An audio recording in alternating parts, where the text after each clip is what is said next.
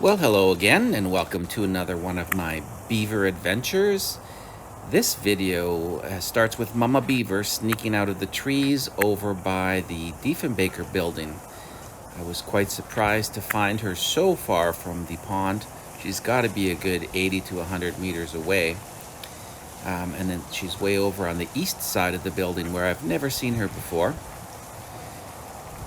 So I started the video just as she came out of a small stand of trees. Here she rounds the corner, and you can see in the background the Jim Pattison Children's Hospital and the Royal University Hospital Parkade. She stopped just for a second as she rounded the corner, and I decided to film her on her way back to the pond. In this case, when she stopped to adjust her branch, I ended up right beside her, and I decided just to walk along beside her filming because she seemed very comfortable with me there.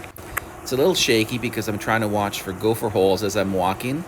The great thing about Momma Beaver is she's the beaver that right from when I first started visiting the pond, she seemed very comfortable with my scent and my sound, and she kind of goes about her business with me alongside.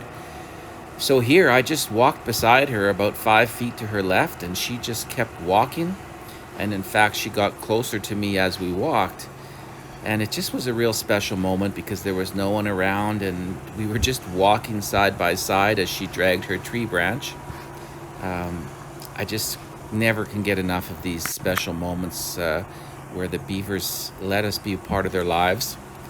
Here, when she gets into the shade, she gets even closer to where I'm walking. And now she's just 3 or 4 feet beside me, seemingly oblivious or at least not caring.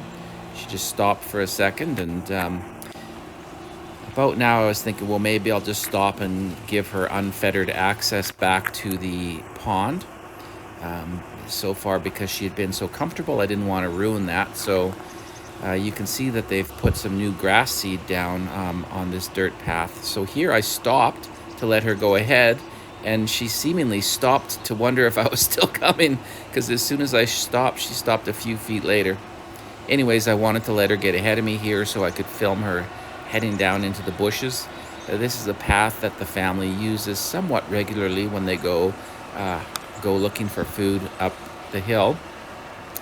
And so here she stops briefly for another rest before the final run down the hill. She does stop occasionally for a rest when she's pulling big trees.